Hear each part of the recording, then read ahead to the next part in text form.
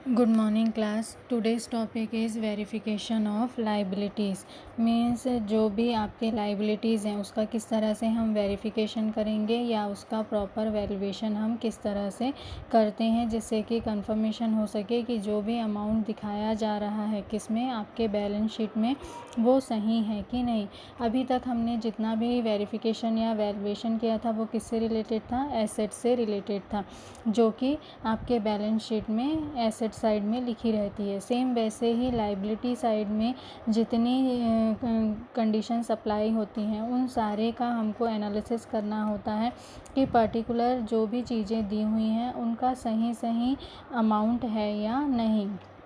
और उनका कैलकुलेशन कैसे करना है, प्रॉपर वेरिफिकेशन कैसे करना है, ये सब हम समझेंगे वेरिफिकेशन और वैल्यूएशन ऑफ लाइबिलिटी में। तो सबसे पहले हम समझेंगे वैल्यूएशन की कंडीशन क्या है लाइबिलिटीज़ में। इसमें क्या होता है, करंट लाइबिलिटी होती है, फिर उसके बाद आपका कंटीजेंट लाइबिलिटी होती है और आपका होता है शेयर कैपिटल। करंट लाइबिलिटी में आपका आता है creditor, bills payable, bank over draft, outstanding liabilities. ये जो सारी कंडीशन है इसके हम वैल्यूएशन किस तरीके से कर सकते हैं। जो भी अमाउंट क्रेडिटर्स का दिया हुआ है उसमें हम कंफर्मेशन कर सकते हैं कि जो अमाउंट दिया है वो सही दिया है कि नहीं, प्लस जो भी कंडीशन उसमें दी गई है, अमाउंट दिया गया है एक्चुअल में उतना ही पेमेंट बचा है या नहीं। बिल्स का पेबल का वैल्यूएशन हम किसके थ्रू कर सकते हैं, जो बैंक से हमको रिसिप्ट वगैरह मिलते हैं या जो आपका फॉर्मेट फिल किया हुआ है उसके थ्रू हम कंफर्म कर सकते हैं कि जो पेमेंट है वो हो चुका है कि होना बचा है कि वो डिसऑनर्ड हो गया है। हर एक चीज़ का वैल्यूएशन हम आसानी से कर सकते हैं और उसके अकॉर्डिंग बैलेंस शीट में जितना अमाउंट दिया है वो सही है या नहीं उसका वैल्यूएशन या वेरिफिकेशन हम कर सकते हैं। बैंक ओवरड्राफ्ट का भी हम बैंक के थ्रू आसानी से इसका एनालिसिस कर सकते हैं और जितनी भी आउटस्टैंडिंग लाइबिलिटीज़ दी गई हैं उसका भी कंफर्मेशन करना, प्रॉफिट एंड लॉस अकाउंट की सारी कंडीशन देखना और जो एक्सपेंसेस हैं वो इसी से रिलेटेड है कि नहीं, मीन्स रेवेन्यू है कि कैपिटल एक्सपेंस है, हर एक चीज़ का प्रॉपर वे पे क्या करना, एनालिसिस करना। नेक्स्ट है आपका कंटीजेंट लाइबिलिटी। कंटीजेंट लाइबिलिटी में क्या होता है, कई तरह के पेमेंट होते हैं या बिल्स रिसीवेबल और उससे रिलेटेड डिस्काउंट होते हैं या मैच्योरिटी पीरियड होता है। जो भी कंडीशन है वो सारी चीज़ का प्रॉपर हम क्या करते हैं, एनालिसिस करते हैं और कंफर्मेशन करते हैं कि जो भी सारी चीज़ें बैलेंस शीट में दी हैं वो सही दी हैं कि नहीं। नेक्स्ट होता है आपका शेयर कैपिटल। शेयर कैपिटल का वैल्यूएशन हम किस तरह से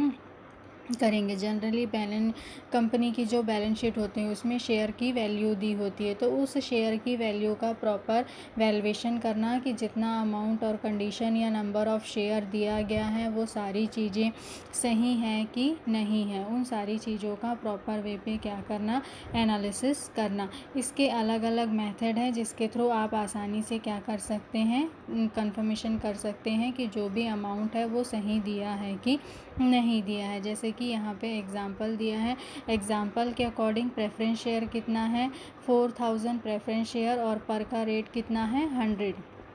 और उस पर इंटरेस्ट या डिविडेंड अमाउंट कितना है 8% है, तो उसके अकॉर्डिंग टोटल अमाउंट आपका कितना हो गया 4 लाख। इक्विटी शेयर का रेट वैसे ही निकाले तो कितना आया 6 लाख। लॉन्ग टर्म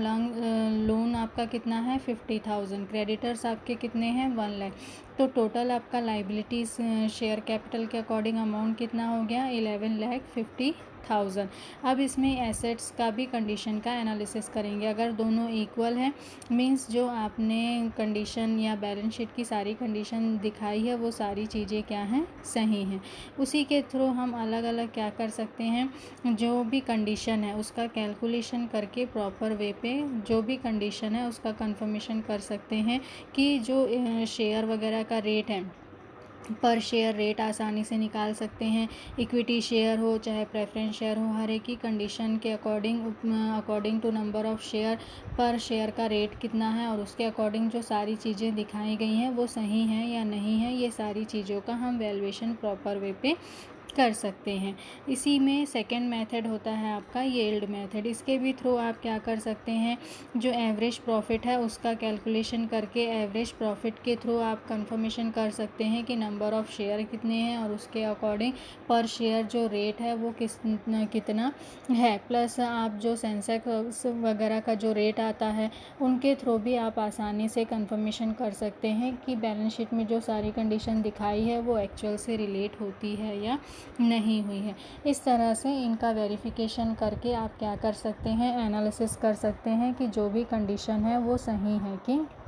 नहीं है। नेक्स्ट है आपका लाइबिलिटीज़ इन किससे रिलेटेड, रिस्पेक्ट ऑफ लोन से रिलेटेड। मींस जो भी लोन की अमाउंट दी गई है वो सही है कि नहीं, उसके लिए आप क्या कर सकते हैं, जो मिनट बुक है उसे चेक कर सकते हैं, कॉपीज़ ऑफ लोन एग्रीमेंट इनको चेक कर सकते हैं। फिर उसके बाद register of mortgage deed, means इससे रिलेटेड अगर कोई कॉपीज़ है या मॉर्गेज डीड की कॉपी है तो उसके थ्रू आप आसानी से कंफर्म कर सकते हैं कि जो भी सारा अमाउंट दिया गया है वो कितना अमाउंट है, कितना अमाउंट दे दिया गया है, कितना बचा है, इंटरेस्ट रेट कितना पे किया गया है। ये सारी चीज़ों का आप आसानी से वेरिफिकेशन और वैल्यूएशन कर सकते हैं। नेक्स्ट है आपका लाइबिलिटीज़ फॉर एक्सपेंसेस।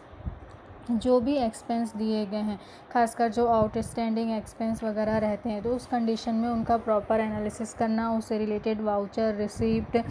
की प्रॉपर वेरिफिकेशन करना, कैश बुक में जो एंट्री हुई है और बाकी जगह जो एंट्री हुई है उसमें देखना कि सारा अमाउंट एक जैसा है या नहीं हुआ है। सेल्स और उससे रिलेटेड नोट का एनालिसिस करना जिससे कंफर्म हो सके कि जो कैश बुक के अकॉर्डिंग अमाउंट है वो सारे एक्सपेंसेस सही दिखा रहे हैं या नहीं। इस तरह अलग अलग बुक के थ्रू आप आसानी से क्या कर सकते हैं, कंफर्मेशन कर सकते हैं। नेक्स्ट है आपका कैपिटल। कैपिटल का भी कंडीशन आप एनालिसिस कर सकते हैं कि नंबर ऑफ़ शेयर कितने हैं और जो भी नंबर ऑफ़ शेयर हैं अकॉर्डिंग टू आपका मेमोरेंडम ऑफ एसोसिएशन और आर्टिकल ऑफ एसोसिएशन के अकॉर्डिंग है या नहीं है, और जो भी कंडीशन है वो कंपनी लॉ एक्ट के अकॉर्डिंग है या नहीं। ये सारी कंडीशन का आप एनालिसिस कर सकते हो और उसके अकॉर्डिंग जो भी डेप्रिसिएशन की कंडीशन है, रिज़र्व की कंडीशन है, और अगर पार्टनरशिप डीड है तो उस कंडीशन में कैपिटल की क्या कंडीशन है, और आपके जो पार्टनरशिप डीड है उसमें क्या क्या कंडीशन है, या अगर कंपनी है तो कंपनी के अकॉर्डिंग कंपनी एक्ट 2013 का किस तरह से फॉलोअप हो रहा है। ये सारी कंडीशन का आप प्रॉपर वे पे क्या कर सकते हैं, एनालिसिस कर सकते हैं। फिर इसके थ्रू आप रिज़र्व एंड फंड की कंडीशन क्या है, कितना % अमाउंट हर साल उसमें जाएगा, ये आपके मेमोरेंडम ऑफ एसोसिएशन में लिखा होगा, तो उसके अकॉर्डिंग आप कैलकुलेशन कर सकते हैं कि जो भी अमाउंट उसमें ट्रांसफ़र हो रहा है उसकी कंडीशन क्या है, और प्रॉपर वे पे आप सही परसेंटेज का एनालिसिस कर सकते हैं और उस परसेंटेज बेस पे कैलकुलेशन कर सकते हैं कि प्रॉफिट की एक्चुअल कंडीशन क्या है। तो इस तरह से हम क्या कर सकते हैं, अलग अलग कंडीशन के थ्रू एनालिसिस कर सकते हैं ये सारी चीज़ों का। फिर आपका होता है क्रेडिटर्स, जो लिस्ट है लेनदारों की उसको देखना कि कौन कौन से आपके क्रेडिटर्स हैं और उसके अकॉर्डिंग उनका पेमेंट अमाउंट क्या है और कितना पेमेंट हो चुका है, कितना बचा हुआ है और कितना बैड डेबिट्स में जाएगा। हर एक कंडीशन का टोटल क्या करना, एनालिसिस करना, कितने अमाउंट पेंडिंग है जो बाद में पे होने हैं। हर एक चीज़ का प्रॉपर आप एनालिसिस इसके थ्रू कर सकते हो, या फिर डायरेक्ट कांटेक्ट करके भी आप कंफर्म कर सकते हो कि पर्टिकुलर आपका जो क्रेडिट है वहाँ पे बैलेंस है कि नहीं है, और पर्टिकुलर कितने अमाउंट में है उसका भी वेरिफिकेशन आप आसानी से कर सकते हैं। नेक्स्ट है आपका bills payable, verification of bills payable. Verification of bills payable में कंडीशन क्या होती है कि हम एनालिसिस करते हैं कि जो भी बिल्स पेबल है उससे रिलेटेड जो भी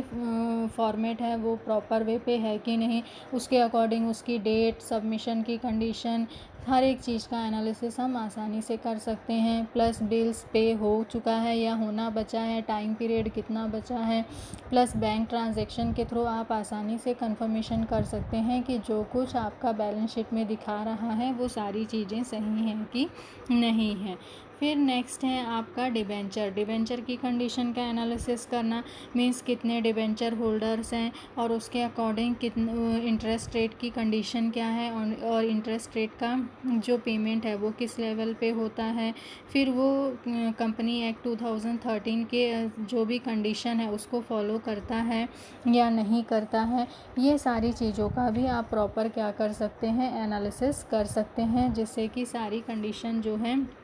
आपको कंफर्म हो और क्लियर हो कि डिबेंचर की कंडीशन क्या है और उसके अकॉर्डिंग जो डिबेंचर का अमाउंट जो आपके बैलेंस शीट में प्रेजेंट किया जा रहा है वो सारी चीज़ें सही हैं कि नहीं है। नेक्स्ट है आपका outstanding liabilities and expenses. Outstanding जो लाइबिलिटीज़ हैं या एक्सपेंस हैं वो सारे अमाउंट सही हैं कि नहीं, प्लस वो एक्चुअल में कैपिटल से रिलेटेड है कि रेवेन्यू से रिलेटेड है और सही तरीके से उनको क्लियर किया गया है कि नहीं या उनसे गलती हो तो नहीं हुई है। उन सारी चीज़ों का वेरिफिकेशन और वैल्यूएशन करना और उसके अकॉर्डिंग क्लियर करना कि जो भी अमाउंट है वो कितना है, प्लस जो भी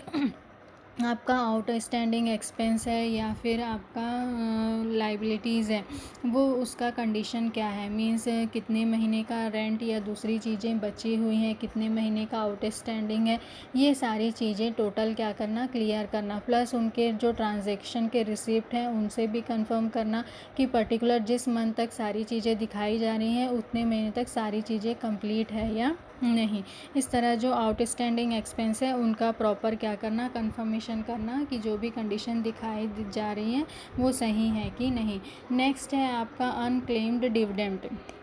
अनक्लेम्ड डिविडेंड में कंडीशन क्या होती है कि जो डिविडेंड का अमाउंट है वो दिखा तो दिया गया है लेकिन पर्टिकुलर जो अमाउंट है वो ट्रांसफ़र हुआ है अभी तक कि नहीं हुआ है, कितने लोगों को ट्रांसफ़र हुआ है, कितने का बचा है, उसके अकॉर्डिंग जो आपका कैश बैलेंस दिखा रहा है या बैंक ट्रांजैक्शन की जो कंडीशन है वो दोनों में सारी कंडीशन जो है वो मैच हो रही हैं कि नहीं हो रही है। हर एक चीज़ का प्रॉपर वे पे कंफर्मेशन करना जिससे कि बैलेंस शीट के जो अमाउंट है वो सही तरीके से प्रेजेंट हो, कहीं पे किसी तरह की कोई गलत चीज़ें नहीं आए। फिर उसके बाद जो प्रपोज्ड डिविडेंड है उसका भी वेरिफिकेशन करना कि प्रपोज्ड डिविडेंड है उसका पेमेंट कब तक होना है, किस कंडीशन में होना है और उसके लिए क्या क्या कंडीशन अप्लाई की जाएगी और जो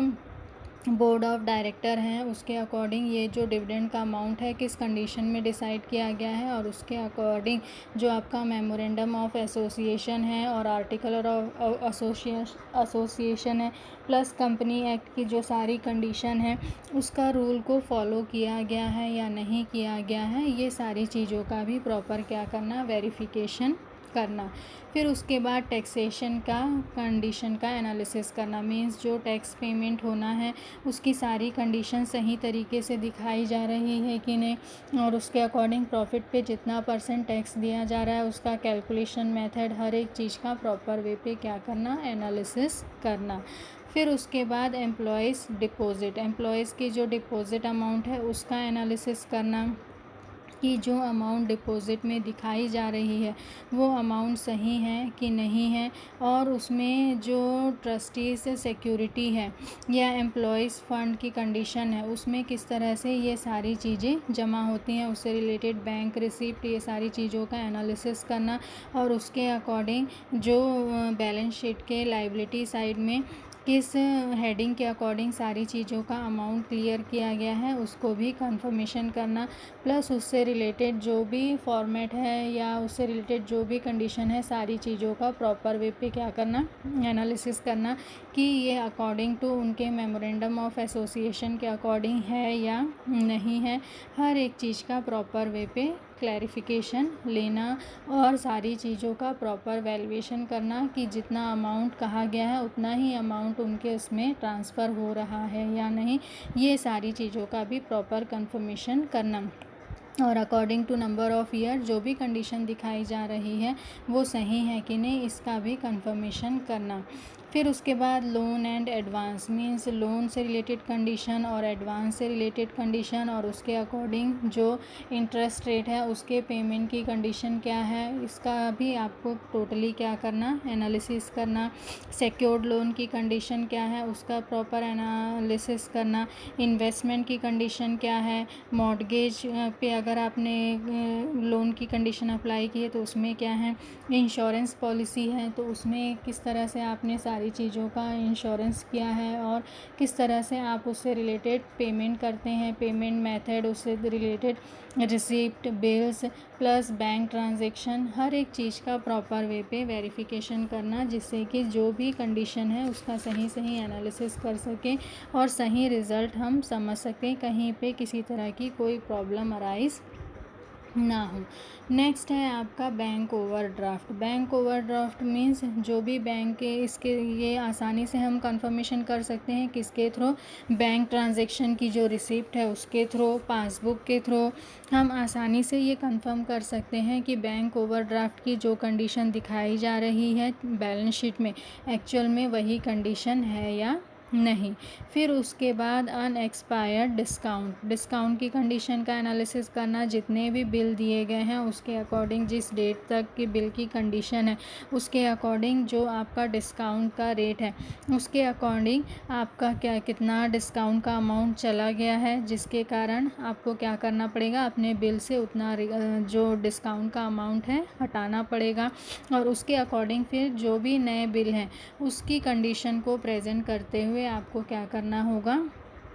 अपने बैलेंस शीट की एक्चुअल कंडीशन को दिखाना पड़ेगा। तो ये सारी चीज़ों का प्रॉपर क्या करना, कंफर्मेशन करना। नेक्स्ट है आपका contingent liability. Contingent liability means इसमें अलग अलग कंडीशन होती है, मीन्स कौन कौन सी जो अमाउंट है जिसको हमारा देना बचा हुआ है, जैसे liabilities on bills receivable discount and not matured means उस तरह के बिल जो मैच्योर नहीं हुए हैं और उसको क्या कर रहे हैं आप फिर भी दे रहे हैं।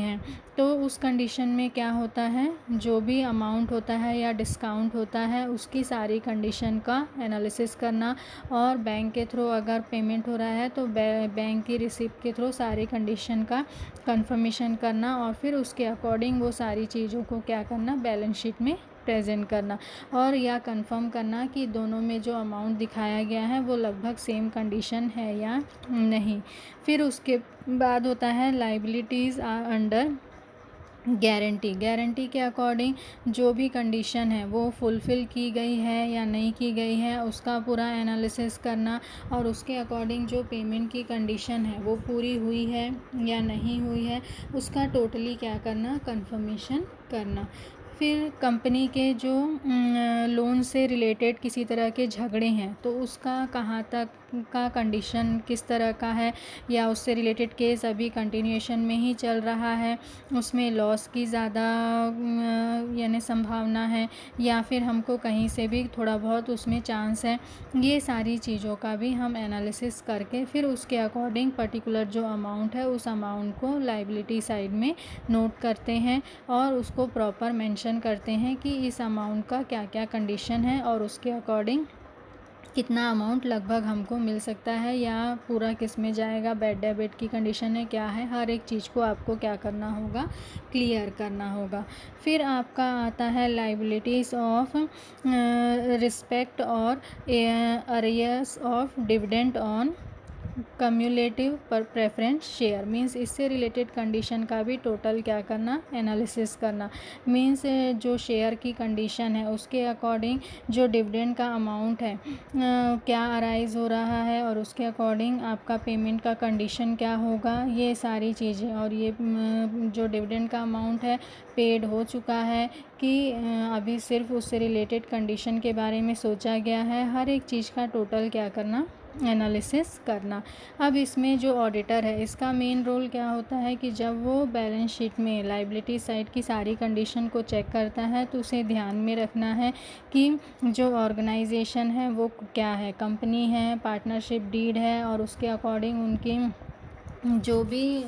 मेमोरेंडम ऑफ एसोसिएशन है या आर्टिकल ऑफ एसोसिएशन है या फिर आपकी पार्टनरशिप डीड में क्या क्या कंडीशन अप्लाई की गई है और उसके अकॉर्डिंग जो भी कंडीशन आपकी बैलेंस शीट में दिखाई जा रही है वो मैच होती है या नहीं, ये सारी चीज़ों को प्रॉपर क्या करना, कंफर्म करना और उसके बाद ही किसी डिसीजन में पहुंचना और फिर उसको क्या करना, अपनी रिपोर्ट में मेंशन करना, जिससे कि कहीं पे किसी तरह की कोई गलती ना हो, सही तरह से आप एसेट्स और लायबिलिटी का वेरिफिकेशन और वैल्यूएशन कर सकें और किसी तरह की कोई दिक्कत ना हो। तो ये आपका क्या था, वैल्यूएशन और वेरिफिकेशन। Thank you.